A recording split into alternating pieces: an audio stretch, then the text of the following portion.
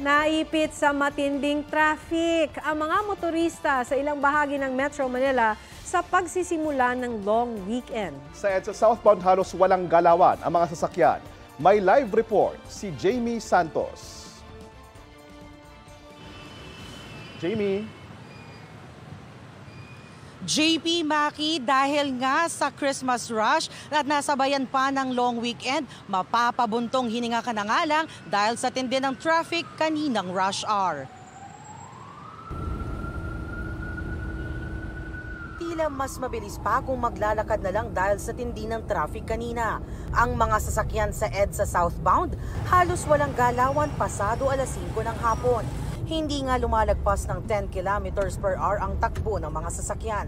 Dagdag pa sa pagbagal ng traffic ang ilang sasakyan galing sa looban na lumalabas ng EDSA. Ang ilang lumihis sa traffic sa EDSA at piniling dumaan sa Mabuhay Lane, traffic din ang hinarap. Dahil nakakaubos ng oras at lakas, ilang motorista ang nagpahinga muna sa gilid ng kalsada. Sobrang traffic po eh. Kaya hinihintay muna na lumuwag kaunti. Kaya po nakahinto muna, sir. Opo. Ang motorcycle taxi rider na ito, kahit daw maganda-ganda ang kita ngayon, doble rin naman daw ang pagod na nararamdaman. Kahit daw motor ang gamit, hirap siya sa biyahe sa tindi ng traffic.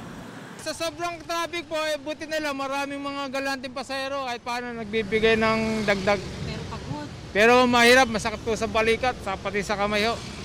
Lalo traffic. Oo, sobra traffic talaga.